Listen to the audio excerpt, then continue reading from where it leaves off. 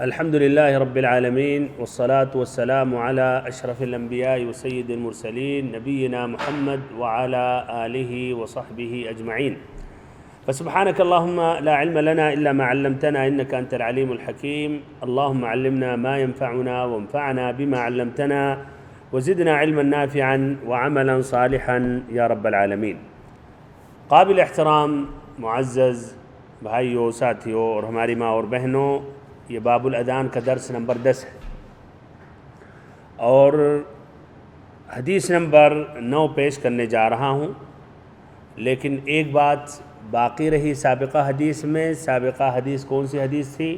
جابر ابن سمرہ رضی اللہ عنہ کی حدیث، صلیت مع النبی صلی اللہ علیہ وسلم العیدین غیر مرۃ ولا مرتین بغیر اذان ولا اقامہ، کہ میں نے نبی صلی اللہ علیہ وسلم کے ساتھ عیدین پڑھی، ایک مرتبہ نہیں، 2 مرتبہ نہیں، یعنی کئی مرتبہ. اور آپ صلی اللہ علیہ وسلم نے بغیر اذان اور بغیر اقامت یعنی تکبیر کہے ہوئے آپ نے نماز پڑھائی.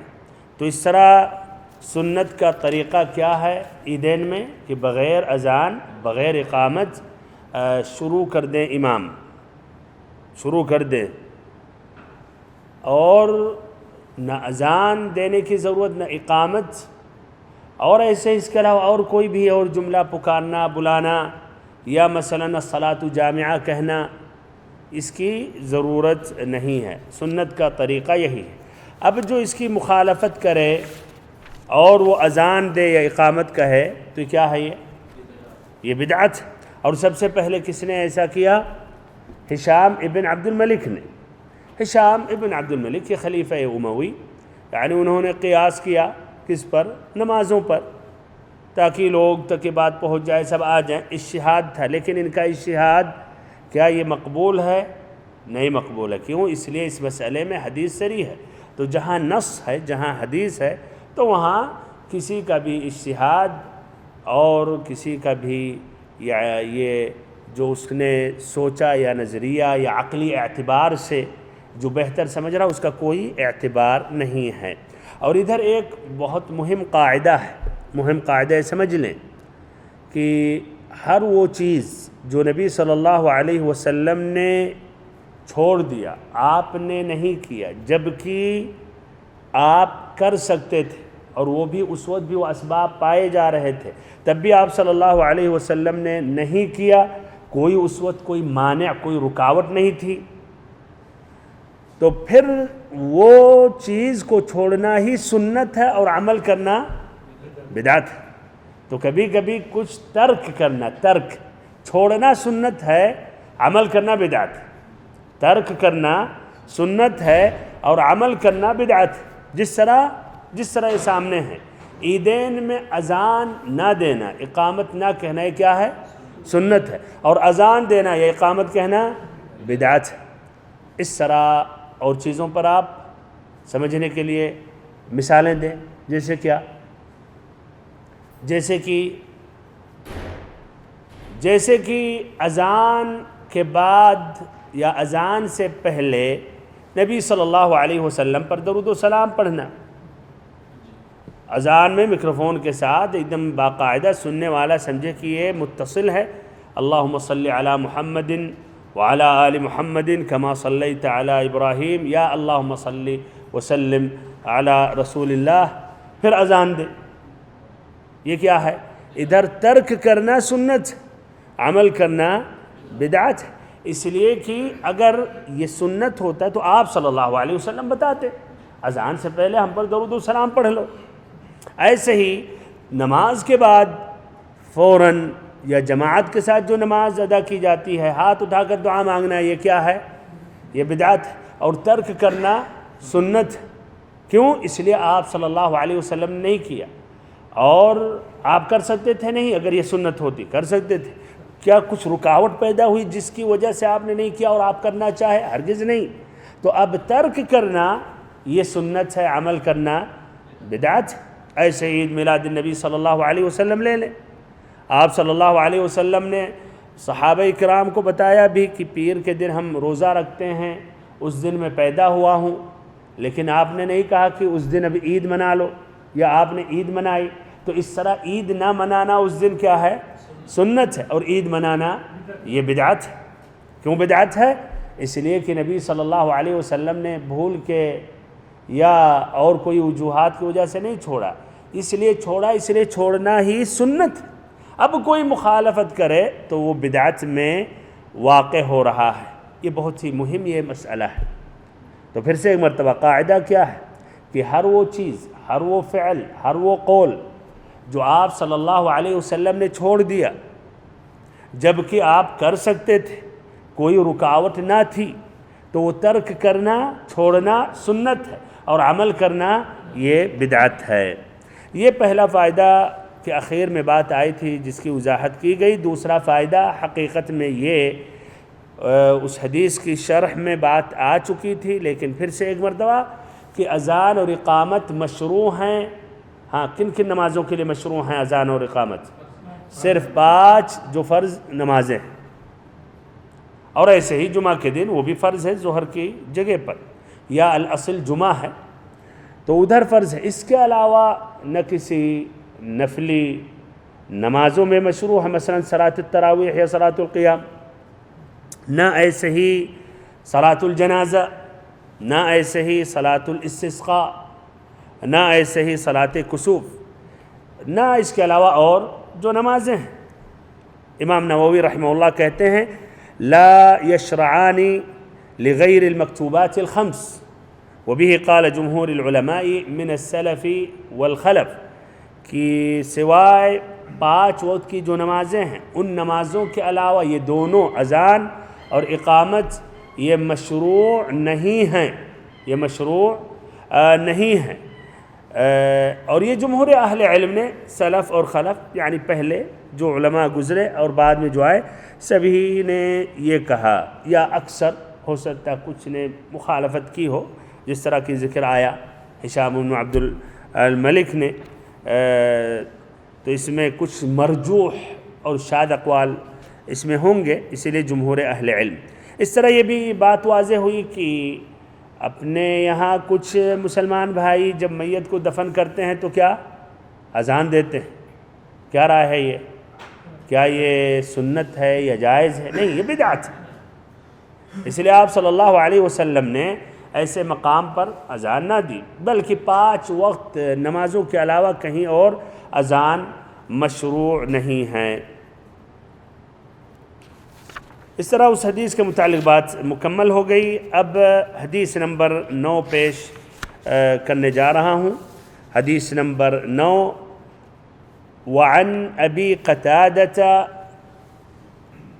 رضی اللہ عنہ فی الحدیث الطویل فی نومہم عن الصلاة ثم اذن بلال فصلى رسول اللہ صلی اللہ علیہ وسلم كما كان يصنع كل يوم، رواہ مسلم۔ حدیث کا ترجمہ حضرت ابو قتادہ رضی اللہ عنہ سے مروی ہے ایک لمبی حدیث میں، یا ایک لمبی حدیث میں یہ جملہ موجود ہے جو ابن حجر رحمہ اللہ وہی بس جملہ بیان کر رہے ہیں، اس لیے حدیث بہت ہی لمبی ہے، کئی پیج میں ہے۔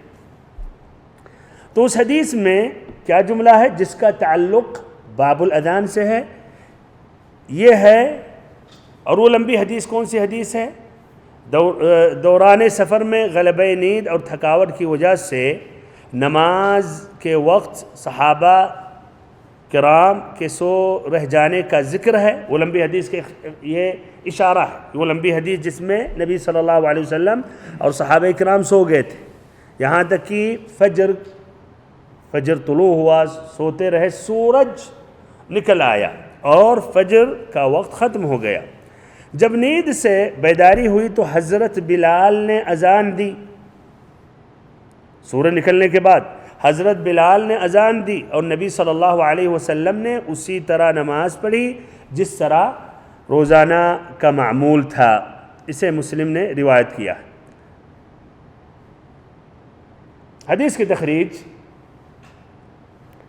جس طرح کہ ابن حجر رحمہ اللہ نے کہا امام مسلم نے روایت کی ہے، تو امام مسلم نے اپنی کتاب الصحیح میں روایت کی ہے۔ یہ سند دیکھیں، اب کتاب الصحیح میں کتاب المساجد و مواضع الصلاة باب قضاء الصلاة الفائتہ پیج نمبر 276 حدیث نمبر 681. یہ طریق ہے، طریق ثابت البنانی جو روایت کرتے ہیں عبداللہ ابن رباح سے، جو روایت کرتے ہیں ابو قتادہ سے رضی اللہ عنہ سے. وہ لمبی حدیث جس طرح کہ ابن حجر رحمہ اللہ نے ذکر کیا، اس حدیث کے بیچ میں اخیر سے پہلے بیچ میں آیا پوری عبارت جو مسلم میں وہ پڑھ رہا ہوں میں، انہم ناموا عن الصلاة حتی طلعت الشمس، کہ وہ فجر کی نماز میں سوتے رہے یہاں تک کہ سورج طلوع ہو گیا. وفیہ ثم اذن بلال بالصلاة، پھر بلال رضی اللہ عنہ نے اذان دی، اذان کہی. فصلی رسول اللہ صلی اللہ علیہ وسلم رکعتین، نبی صلی اللہ علیہ وسلم نے 2 رکعت نماز پڑھی. کون سی رکعت؟ سنت. اچھا سنت، اس لیے اس کے بعد آیا. صحیح، کوئی آپ نے بولا فجر، بات معقول ہے، اس لیے میں پوری عبارت میں نے نہیں پڑھی تھی. فصلی رسول اللہ صلی اللہ علیہ وسلم رکعتین ثم صلی الغداۃ، پھر اس کے بعد آپ نے فجر کی نماز پڑھی. فصنع كما كان يصنع كل يوم، تو جس طرح کی آپ کا ہر دن کا معمول تھا ویسے ہی آپ نے کیا. ہر دن کا معمول تھا، اس لیے سنت بھی آپ نے پہلے پڑھی، اور پھر جماعت کے ساتھ آپ نے فجر کی نماز پڑھائی جبکہ وقت ختم ہو چکا تھا. امام بخاری رحمہ اللہ نے بھی مختصراً یہ روایت کی ہے، حدیث نمبر 595 ہے، من طریق حسین، جو روایت کرتے ہیں عبداللہ ابن ابی قتادہ سے، جو اپنے والد ابو قتادہ سے روایت کرتے ہیں. اچھا، یہ اذان جو بلال رضی اللہ عنہ نے دی، کیا اپنی طرف سے انہوں نے اجتہاد کیا؟ نبی صلی اللہ علیہ وسلم کا حکم تھا. اس کی دلیل سنن ابی داؤد کی حدیث نمبر 438 میں ہے، ثم امر بلالا، یہی حدیث یعنی ابو داؤد نے بھی روایت کی ہے. پوری تخریج تھوڑی بیان کی جاتی ہے، جب بخاری مسلم ہے تو اسی پر اکتفا کیا جا رہا ہے. تو ابو داؤد نے بھی روایت کی ہے، اور ان کی روایت میں مزید وضاحت ہے. اس میں کیا ہے؟ ثم امر بلالا ان ينادي بالصلاة فنودي بها، کہ پھر نبی صلی اللہ علیہ وسلم نے بلال رضی اللہ عنہ کو حکم دیا کہ وہ اذان کہیں، پھر انہوں نے اذان کہی، اذان دی. امام بخاری نے روایت کی ہے جو مختصراً ان کی روایت ہے. مختصراً مراد اس الفاظ سے نہیں مختصر ہے، اصل جو حدیث ہے لمبی، مسلم کہا کئی پیجوں میں ہے، اس حدیث جو لمبی امام مسلم نے کی ہے تو امام بخاری نے مختصراً روایت کی. ان کی جو روایت یہ ذکر کر دیتا ہوں تاکہ مکمل واقعہ سمجھ میں آ جائے. امام بخاری والی روایت اس طریق سے روایت کرتے ہیں، طریق حسین، جو روایت عبداللہ ابن ابی قتادہ سے روایت کرتے ہیں، جو اپنے والد سے روایت کرتے ہیں. کہتے ہیں یعنی ابو قتادہ رضی اللہ عنہ، سرنا مع النبی صلی اللہ علیہ وسلم لیلہ، کہ ایک مرتبہ ہم نبی صلی اللہ علیہ وسلم کے ساتھ رات میں سفر طے کر رہے تھے. فقال بعض القوم، تو کچھ لوگوں نے کہا لو عرست بنا یا رسول اللہ، کہ اگر اب رات کے اخیر میں آرام کرنے کے لیے کہیں آپ ٹھہر جاتے، رک جاتے، پڑاؤ ڈالتے. تو آپ صلی اللہ علیہ وسلم نے کہا اخاف ان تناموا عن الصلاة، مجھے یہ خوف ہے کہ تم فجر کی نماز میں سوتے رہو. قال بلال انا اوقظکم، تو بلال رضی اللہ عنہ نے کہا کہ ہم جگا دیں گے، یعنی ہم جگتے رہیں گے. فاضطجعوا، تو سب سو گئے. وَأَسْنَدَ بِلَالٌ ظَهْرَهُ إِلَى رَاحِلَتِهِ، بلال رضی اللہ عنہ کوشش کیے، وہ سوئے نہیں، لیٹے نہیں، کیوں؟ تو لیکن انہوں نے ٹیک لگا لیا اپنا راحلہ، ان کا جو سواری تھا، جو سواری کو جو بیٹھا دیا جاتا ہے، ٹیک لگا لیا. اب ظاہر بات ہے جو آدمی تھکا ہوگا، ٹیک نہیں، کھڑے کھڑے لوگ سو جاتے ہیں، گرنے لگتے ہیں، تو ٹیک لگانے تو اور اس طرح نیند کا غلبہ تو آ سکتا ہے. تو وہی ہوا کہ فَغَلَبَتْ عَيْنَاهُ فَنَامَ، تو وہ سو گئے، ان کی آنکھیں بند ہو گئیں نیند سے. فاستيقظ النبي صلی اللہ علیہ وسلم، پھر نبی صلی اللہ علیہ وسلم جب اٹھے، وقد طلع حاجب الشمس، تو سورج کا قرص، وہ دائرہ یعنی طلوع ہو چکا، یعنی اوپر دکھنے لگا سورج. فقال یا بلال اینما قلت، اے بلال تم نے جو بھی کہا تھا، جو وعدہ کیا تھا، یہ کہاں ہے؟ قال ما القیت علی نومۃ مثلها قط، کہ اس قدر ایسی نیند کا غلبہ اس سے پہلے کبھی بھی مجھے نہیں آئی. قال ان اللہ قبض ارواحکم حین شاء وردها علیکم حین شاء، کہ اللہ رب العزت نے تم لوگوں کی روحوں کو قبض کر لیا تھا جب اللہ نے چاہا، اور پھر جب چاہا تو اللہ تعالیٰ نے روحوں کو تمہاری لوٹا دیا. اور یہ بھی یہ روحیں سونے کے وقت کہتے ہیں صحیح جسم سے یہ الگ ہو جاتی ہیں لیکن اتصال باقی رہتا ہے. جیسے پہلے ہو سکتا ہے بہت سے لوگ اس پر تعجب کرتے کہ کیسے بغیر ہواؤں میں کیسے تعلق باقی رہے گا جب جسم سے نکل گئی روح. آج موبائل کے ذریعے کیا اتصال ہے، نیٹ ورک ہے نا، تو ایسے ہی جسم سے ہے جبکہ الگ ہے. ابن القیم رحمہ اللہ کی مستقل ایک کتاب ہے کتاب الروح، اس میں بہت عجیب سبحان اللہ باتیں ہیں. اس میں یہ ہے کہ روح نکل جاتی بلکہ دور دراز بھی جاتی ہے، سیر کرتی ہے، اور آدمی یہ جو سوتا بے خبر اس کی روح اس سے دور رہتی، جدا رہتی. لیکن اس لیے اللہ تعالیٰ نے مکمل اس کی روح نکالنے کی حکم اللہ نے نہیں دیا ملک الموت کا، اس کا ٹائم نہیں آیا تو اتصال باقی رہتا ہے. اور آدمی کوئی جگانے لگتا ہے تو کہتے ہیں دور سے وہ روح آ کر سفر طے کر کے فوراً پھر آدمی کے اندر متصل ہو جاتی، پھر وہ آدمی جگ جاتا ہے. تو یہاں نبی صلی اللہ علیہ وسلم نے کہا اللہ رب العزت نے جب چاہا تو تمہاری روحوں کو قبض کر لیا. اور حقیقت میں یہ موت کی طرح ہے، یہ نیند، اس کو موت الصغریٰ کہتے ہیں، یہ چھوٹی موت، اور حقیقت میں موت کی طرح آدمی اس وقت غائب ہو جاتا ہے، کچھ بھی پتہ نہیں. اسی لیے کبھی کبھی گھر میں کچھ ایسے واقعات، کرنٹ کا مسئلہ آ گیا، آگ لگ گئی تو گھر بھر سو رہے ہیں، سوتے ہوئے مکمل ان کی موت واقع ہو جاتی ہے. اور وہی اگر اللہ تعالیٰ چاہتا کوئی بھی اس میں بیدار ہو جاتا تو شاید اس سے پہلے احتیاط کرتے ہوئے سب کی جان بچ جاتی. تو بہرحال یہ بھی موت ہی. قرآن میں بھی اللہ یتوفی الانفس حین موتها والتي لم تمت في منامها فیمسک التی قضى علیها الموت ویرسل الاخرى الى اجل مسمى. بہرحال اصل موضوع سے اس لیے بات نہ بڑھ جائے، واپس آتا ہوں. آپ صلی اللہ علیہ وسلم نے کہا اس حدیث میں یا بلال قم فاذن بالناس بالصلاة، اے بلال قم کھڑے ہو جاؤ اور اذان دو. پھر آپ صلی اللہ علیہ وسلم نے وضو کیا جب تک سورج اور مکمل طور پر اور اونچائی پر آ گیا، اور وہ بیاضت بلکہ اور اس کی روشنی بڑھ گئی. قام فصلی، اس کے بعد آپ صلی اللہ علیہ وسلم نے نماز پڑھی. اس طرح پورا یہ ہمیں سمجھ میں اب آ گیا جو بہت ہی اختصار سے ابن حجر رحمہ اللہ نے ذکر کیا. حدیث کے جو الفاظ ہیں جن کی وضاحت فی نومہم عن الصلاۃ، کون سی نماز تھی؟ فجر کی نماز، جیسا دوسری روایت سے واضح ہوئی. اور یہ کب کا واقعہ ہے؟ اور روایتوں سے ملتا ہے غزوہ خیبر سے جب واپس آ رہے تھے، جس طرح کی صحیح امام مسلم میں. اب اس حدیث میں جو فائدے ہیں، کیا فائدہ ہے؟ آپ لوگوں سے سوال کر رہا ہوں، کیا فائدہ اس میں؟ اہم فائدہ جس کا تعلق باب الاذان سے، تفصیل میں نہ جائیں، جس کا تعلق اور ابواب سے.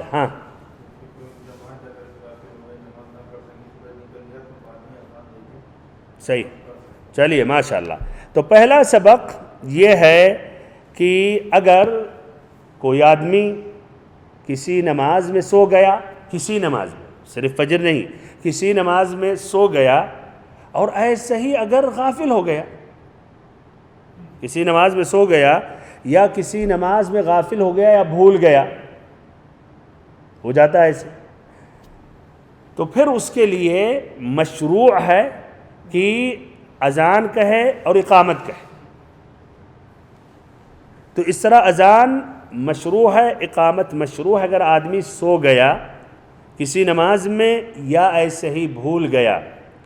ادھر بھول گیا ہو سکتا ہے آپ کے ذہن میں، ادھر تو بھول جانے کی بات تو نہیں آئی، تو کہاں سے آپ نے کہا بھول گیا؟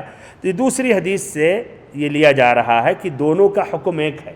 آدمی بھول گیا، غافل ہو گیا یا سو گیا، ایک ہی ہے. اس کی دلیل دوسری حدیث ہے بخاری و مسلم کی، من نام عن صلاة او نسیها فلیصلیها اذا ذکرها لا کفارة لها الا ذلك. اگر کوئی آدمی کسی نماز میں سو گیا یا بھول گیا تو جب اسے یاد آئے تو اسے پڑھ لے، اس کے علاوہ کوئی اور کفارہ نہیں ہے. یعنی اس کے بغیر پھر معاف نہیں ہونے والا ہے، اس کا اب کیا ہے، یہ نماز کو پوری کرنی ہوگی، اگر پوری نہیں کرے گا تو کیا گنہگار ہے، تو کفارہ کیا ہے، یہی نماز پڑھ لے۔ تو دونوں کا حکم یہ ایک ہے۔ اس کی طبی دلیل یہ حدیث ہے، اور بھول جانے کے لیے وہ دوسری دلیل سے استدلال کیا گیا۔ لیکن ہو سکتا ہے آپ کے ذہنوں میں ایک سوال آ رہا ہے، اگر آدمی شہر میں ہے اور اذان یقیناً ہوئی ہے کہ نہیں، تو کیا وہ بھی اذان دے گا؟ آپ فجر میں سوتے رہے اور اٹھنے کے بعد 7 بجے اٹھے، سورج طلوع ہو چکا، تو کیا اذان دیں گے؟ نہیں، ادھر نہیں۔ یہ حکم ہے اگر آدمی ایسی جگہ پر ہے، مثلا سفر کی حالت میں، جہاں اذان نہیں کہی گئی، جس طرح کی صحرا میں، سفر میں ایسی جگہ ہے جہاں وہاں قریب میں مسجدیں نہیں تھیں، لیکن اگر شہر میں ہے، گاؤں میں ہے، کسی بستی میں جہاں اذان ہو چکی ہے، تو پھر پہلا جو اذان ہو کافی ہے، تو اسے کیا کرنا چاہیے؟ اقامت کر کے نماز پڑھ لے۔ اقامت اس نے نہیں کہی، نماز اس نے پڑھ لی، یہ بھی یعنی صحیح ہے، لیکن اقامت کر لینا، اقامت یا تکبیر کہہ لینا یہ بہتر ہے۔ ایسے اگر ایک آدمی ایسی شہر میں رہتا ہے جہاں اکیلے مثلا وہی مسلمان ہیں، تو اس کو اذان تو دینی چاہیے۔ اگر اذان نہیں سن رہا، نہ کوئی مرکز اسلامی ہے، تو وہ بھی اس کو تو پھر ایسی حالت میں وہ اذان دے گا۔ اس لیے اس کے وقت میں اذان نہیں دیا تو اب اذان کہہ کر ہی نماز وہ پڑھائے گا یا نماز پڑھے گا۔ اس مسئلے میں ایک دوسرا قول ہے۔ دوسرا قول کیا ہو سکتا ہے؟ دوسرا قول کیا؟ کہ جو نماز چھوٹ گئی، اس کا وقت ختم ہو گیا، ٹائم ختم ہو گیا، تو پھر اذان دینے کی ضرورت نہیں۔ ان کی دلیل کیا ہے؟ اختصاراً انہوں نے بھی استدلال کیا دلیلیں۔ ابو ہریرہ رضی اللہ عنہ کی ایک حدیث ہے جس میں ہے کہ غزوہ خیبر سے واپس آئے نبی صلی اللہ علیہ وسلم کے ساتھ، اور فجر کی نماز میں سوتے رہے۔ یہی واقعہ ہے، لیکن ابو ہریرہ رضی اللہ عنہ سے مروی ہے۔ اس میں کیا ہے؟ وَأَمَرَ بِلَالًا فَأَقَامَ الصَّلَاةَ فَصَلَّى بِهِمُ الصُّبْحَ۔ اب آپ لوگوں سے ترجمہ کرنے کے بعد پوچھ رہا ہوں، وجہ استدلال کیا، کیسے انہوں نے استدلال کیا کہ اذان دینے کی ضرورت نہیں؟ کیا ہے اس میں کہ آپ صلی اللہ علیہ وسلم نے بلال رضی اللہ عنہ کو حکم دیا، تو انہوں نے تکبیر کہی، اقامت کہی، فصلی بہم الصبح، پھر نبی صلی اللہ علیہ وسلم نے فجر کی نماز پڑھائی۔ ہاں، کیا وجہ استدلال ہے؟ اذان کا ذکر نہیں ہے۔ بہت صحیح۔ تو اس سے کہتے ظاہر یہی ہو رہا کہ اذان نہیں دی گئی۔ ایک دوسری دلیل ان کی یہ ہے کہ ابو سعید خدری رضی اللہ عنہ سے مروی ہے، یہ غزوۃ الخندق کے وقت، غزوۃ الخندق کے وقت جانتے ہیں کہ جنگ میں وہ نمازیں چھوٹ گئیں، ہے کہ نہیں، جنگ کے دوران۔ تو اس میں آتا ہے کہ فدعا رسول اللہ صلی اللہ علیہ وسلم بلالا فاقام فصلی الظہر، کہ آپ صلی اللہ علیہ وسلم نے بلال کو بلایا، انہوں نے اقامت، تکبیر کہی، فصلی الظہر، پھر آپ صلی اللہ علیہ وسلم نے ظہر کی نماز پڑھی۔ تو اس میں بھی وجہ استدلال کیا ہے؟ اس میں اذان کا ذکر نہیں ہے۔ دونوں قول میں سے کون سا قول صحیح ہے؟ پہلا قول ہے کہ نماز کا وقت ختم ہو گیا، یا آپ بھولے تھے اور اس جگہ پر اذان نہ دی گئی، تو اذان دیں، اقامت کر کے پھر نماز پڑھیں۔ یہ پہلا قول۔ اور دوسرا کہ نہیں، اذان دینے کی ضرورت نہیں، لیکن دوسرا قول واللہ عالم اس سے بھی واضح ہو کہ اقامت کہنا ضروری ہے۔ ضروری اگر واجب نہیں کہیں گے تو یہ مشروع ہے کہ نہیں؟ اقامت میں اس طرح اختلاف نہیں ہے، اذان میں۔ دونوں قول میں سے کون سا قول صحیح ہے؟ اذان دینی چاہیے یا نہیں دینی چاہیے؟ کون سا قول صحیح ہے؟ دینی چاہیے۔ بہت صحیح، دینی چاہیے۔ وقت ختم ہو گیا، دینی چاہیے۔ اچھا، کیوں دینی چاہیے؟ دوسری اور حدیثوں کا کیا جواب دیں گے؟